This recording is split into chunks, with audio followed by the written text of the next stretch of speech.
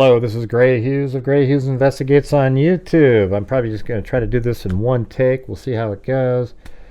But this is a video that's regarding some of the new documents from the Idaho State Police and one of the narratives from entering the house the first time. And I think you'll find this really interesting, and there's absolutely some new information about the where blood was located, etc., and it makes totally, it basically tells a completely different story of what happened inside that house. So it says on November 13th, 2022 at about 2:22 p.m., Moscow Police Department requested that the Idaho State Police District 2 investigation to assist with multiple homicides at 1122 King Road, Moscow, Idaho, Latah County, Idaho. At about 12:34 p.m., Idaho State Police Sergeant Darren Gilbertson advised me of the request. I was assigned as the ISP lead crime scene investigator. All right, so it says at about 2:41 p.m., this guy arrived at the scene, and he already was on the scene where Moscow Police Department Captain Roger Lanier, Moscow Police Department Sergeant Dustin Blaker, Detective Payne, and multiple other Moscow Police Department officers providing scene security. Detective Blaker provided me with the following verbal briefing. At about noon, Moscow Police Department was dispatched to an unconscious person inside the residence. When they arrived, two household occupants identified as Dylan Mortensen and Bethany Funk, along with two other females and one male, were outside the residence. One of those is probably Hunter and probably Emily. The male, identified as Hunter, stated when he had entered the house, he grabbed a knife from the kitchen and cleared the first and second floors, and then placed the knife on the table inside the living room. That would be the beer pong table. Officers entered the house. They found two deceased residents, Kernodle and Chapin, inside a bedroom on the second floor. The officers also found two more deceased residents, Gonzalez and Mogan, in a bedroom on the third floor. All the victims appeared to have multiple stab wounds. The sliding glass door located in the kitchen, second floor, rear of house, was open, and there was a set of footprints in the melting snow leading into and away from the residence. And so, that gives a lot of credibility to this image right here. And see how these footprints right here go away from the residence? And I think they're actually talking about going up back to the parking area here. What's interesting about this is I think these were already here before they put this yellow tape up.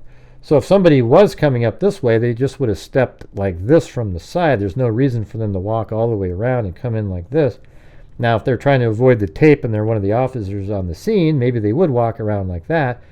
But this appears to have been there when they showed up at the scene. There was one shoe print near the western edge of the property leading west into the neighbor's yard. In front of the residence north were 5 vehicles belonging to the deceased residents. Sometime in the early morning hours, Dylan Mortensen was awoken and opened her room door. And then it says, I think, Dylan Mortensen, I'm not really sure what it's saying. It's almost like they're blacking out what floor it was on. And heard a male say, "It's okay, Kaylee, I'm here for you." Now, if we remember, this sounds exactly very similar to, "It's okay, I'm going to help you." So I think something was conflated at the time. Kaylee was never downstairs or anything like that. And she said, "I'm here for you," and crying. "It's okay, Kaylee, I'm here for you," and crying. So she heard crying, the whimpering sound. So that's the same instance. Remember, "It's okay, I'm going to help you," and crying. So something's been conflated here. I think that's an error. She then shut her door. A short while later, she opened her door again and saw someone approximately 5'10", tall, and she even said even a little bit taller, dressed all in black with a ski mask, standing in the kitchen. And he wasn't standing in the kitchen. He was walking by her.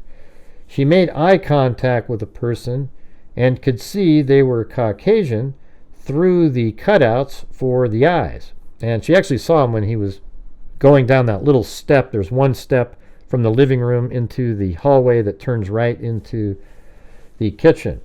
She shut her door again and texted Bethany, whose bedroom is on the first floor. Bethany told her to join her in her room. Dylan ran down the stairs to Bethany's room where they fell asleep. Now, we've also heard that when Dylan ran downstairs, she looked over and saw Zana in the bedroom lying on the floor. At 5 p.m., after a search warrant was signed, Sergeant Blaker, Detective Payne, Latah County Prosecuting Attorney Bill Thompson, Ashley Jennings, and I entered the scene and conducted a walkthrough. As we entered the front north-facing first floor, I observed the following. Now, this is how we're going to do this. So here is my 3D animation here. So this is the front door. It says, as you enter the residence from the front door, there is a bathroom in front of you on the south wall of the hallway. There is a bedroom to the right west. It appeared to be unlived in. So that is exactly what we're looking at when you go into the residence. Right there is a bathroom, that door right there, and then to the right is the unused sort of office for, I think Madison used it for an office, and people would store items in there like golf clubs, etc. All right.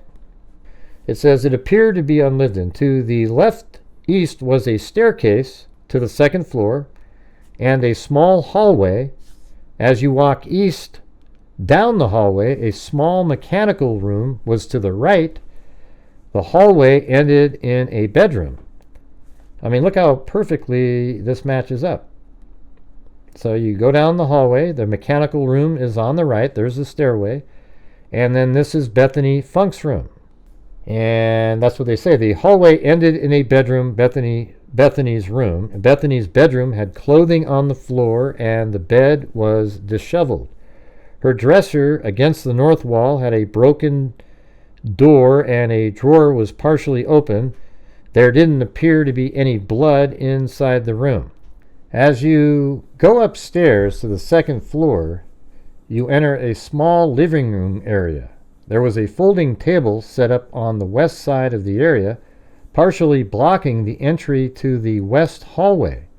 The table had multiple red Solo cups on it in game formation, beer pong, along with a small steak knife.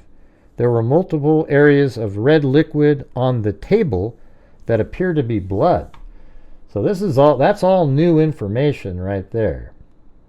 I mean, look at this. So this is the beer pong table, and apparently there was red liquid on the table that was blood. I don't know if that's what this is, and we're just seeing reflective values that make it not appear to be blood just based on the lighting. But apparently there's blood on the table, and you can see right there, there's likely the steak knife that Hunter had in his hands. All right, and let's go, when we look at the animation here, we go down the hallway, then go up the stairs, just like he said, and then turn, and that beer pong table was right here in the living room. So right in this area, and down there is Zana Kernodle's room. As I walked west from the living room, there was a half wall to my right. I could see multiple drops and runs of red liquid along the entire half wall. Across the half wall north, I saw more red stains on the wall. So, I mean, that's absolutely incredible, you guys. I mean, that means there is blood all along this. So this is likely Zana was already being attacked and bleeding as he is going down the hall, and apparently there's blood even on this wall over here, like cast off. So he's attacking and already attacking her, and she's bleeding all over the place over here, and there's blood up on this wall. I mean, this just paints a completely different picture. It's crazy. So it says the stains and liquid were consistent with cast off. There you go, and appeared to be blood. Continuing west down the hallway, there was a bathroom to the left, south, with the hallway ending at a bedroom. So again, we go back to my animation. You go down the hall, and here is the bathroom, and there is the bedroom. On the north wall of the hallway, near the bedroom door, there appear to be red-colored transfer marks at approximately my shoulder height. So again, looking at that, this is a wall right there. So if we back out a little bit, there's the half wall, and then there's a wall right inside here. That's what they're talking about. And so Kohberger likely had blood on his body, and so he smeared the wall. It could be Zana's too, I guess, when she's trying to get back to the room. Then there's a smearing of blood on this wall right here. There appear to be, red-colored transfer marks at approximately my shoulder height. Then the next part, C here, is from the living room looking into the west bedroom. So as they're walking down the hallway, they could see a female, who is Zana Kernodle, lying near the center of the room. Her legs and arms appear to be covered in blood. So that is like right here. This is what he was looking at, like this. But her legs and arms were covered with blood. All right, and we get back to here. It says, as I entered the bedroom, I saw multiple drops of red liquid near the entrance and multiple red-colored drips on the door above and below the doorknob. I mean, that's just crazy. So that part right there he's talking about is right here. These are the drips as you enter the room. That's the door on the left. That's that dark pool of blood or something that's completely colored in there, so we can't tell. But these are passive blood drops here. So maybe from a knife just dripping straight down, or somebody was standing still for a moment and things dropped down. It's hard to say exactly how these got there. And then apparently there's blood on the doorknob. Maybe Zana tried to shut the door but wasn't able to do so. And in the next sentence here, so it says, as I entered the bedroom, I saw multiple drops of red liquid near the entrance and multiple red-colored drips on the door above and below the doorknob. A male Chapin was laying in the bed, partially covered by a blanket and comforter. His neck and chest were heavily covered in a red liquid. Multiple walls appeared to have red-colored cast off, and there were multiple areas on the floor with pools of red-colored liquid. And that's these crazy images like this. I mean, that is, Ethan's in this bed over here. There's images like this where, he might be in this image here. It's hard to really make it out. These might be his legs right here, and he's lying kind of at an angle, and his head's back in the corner there. But there's, arterial blood spray there, cast off over there, blood. I mean, there's just absolute nightmare in that room. And he was partially covered in a blanket. It says his neck and chest were heavily covered in a red liquid. Multiple walls appeared to have red colored cast off, and there were multiple areas on the floor with pools of red colored liquid. All the red colored liquids appeared to be blood. Kernodle appeared to have multiple cuts to her hands, arms, and face. Chapin appeared to have a deep cut to the outer portion of his right knee and neck area. On a desk against the north wall of the bedroom was Kernodle's University of Idaho identification, along with a rolled up $2 bill. And something was consistent with something. So no, I don't know what item, what they're referring to there, but here is that image. There's the ID, and right there is the rolled up dollar bill there. And then exiting the bedroom and walking east, there wasn't anything visible of interest in the bathroom. So obviously he didn't go into the bathroom, I guess. Outside the bathroom door, there appear to be small drops of red liquid near the baseboard, a small smear of a red liquid on the south wall, and a hair stuck to the wall. So that's like, if I back out of here, right down here, there was blood smeared around. So that could just be, the same sort of confrontation in there. So that's, right now he's leaving the room and he's going this direction. So south of the living room was a small step down, and a bedroom immediately to the left is Dylan Mortensen's room. South was a staircase to the third floor and a small storage area under the stairs to the right, west of the kitchen. So, this is exactly what we're looking at right here. If you look right there, there's a small step down. Steps down. Dylan Mortensen's room's on the left. There's a staircase going up. And this is the little storage room, probably like a pantry, and the kitchen's right over there. Dylan Mortensen's room was messy with multiple items of clothing on the floor and a notebook in disarray on the floor near her desk. Along the north wall, her bed was unmade and her university identification was on the floor near the south wall under her makeup desk.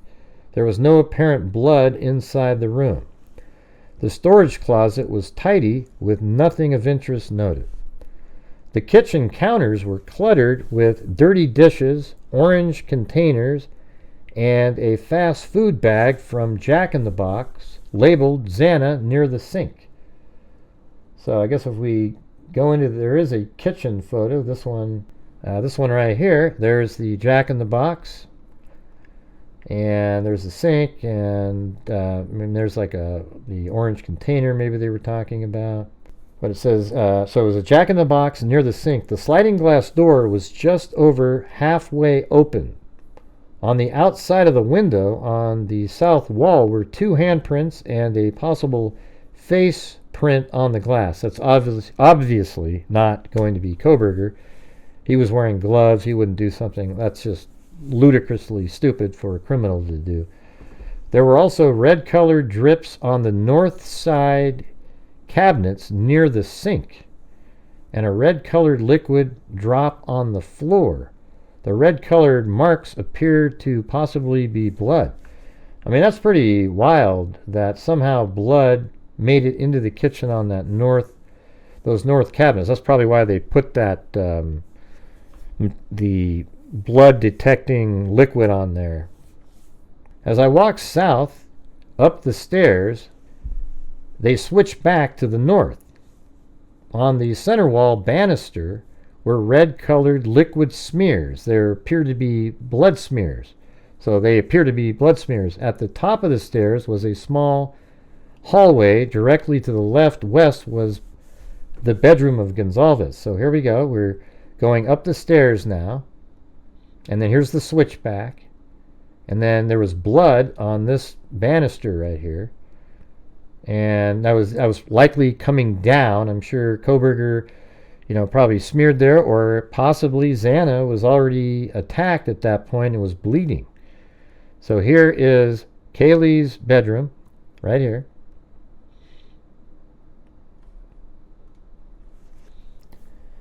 And it says there was Kaylee's bedroom up there. And it says the bedroom was clean with the bed unmade and a black-colored coat lying on the ground next to the bed on the left side. Now maybe that was Madison Mogen's jacket. When looking from the foot of the bed, and it says partially behind the door on the north wall was a wire dog kennel. There didn't appear to be any blood inside the room. On the right side, east of the hallway, it ended with a bathroom. To the south of the bathroom was a small bedroom, Mogen's. There didn't appear to be anything of interest in the bathroom. So from here, you walk down, there's the bathroom, and then this is Mogen's bedroom. As I entered the bedroom, there was a bed directly to the left. East on the bed were Gonzalez and Mogen. They were covered by a beige-colored comforter with a large pool of red liquid near the center of the comforter. And I think you can see that in images like this. There's the tan-colored comforter, and I think the weight of Gonzalez and Mogen in the middle of the bed sort of forced any blood down into pooling on the blanket there. And there is even another image in there. This one, there's the same tan comforter. There's Madison Mogen's boots, her jeans, and maybe her black jacket she was wearing was in Kaylee's room. Back to the document here. So there was a large pool of red liquid near the center of the comforter. Multiple walls and the ceiling had multiple areas of red colored cast off. Mogen had multiple visible cuts on her face. Gonzalez had several trauma to her face. So this one says Mogen had multiple visible cuts to her face. Now we only heard that she had, I wonder if they're confusing her with Gonzalez. I don't know, but we've only heard that she had a cut from her mouth to her nose.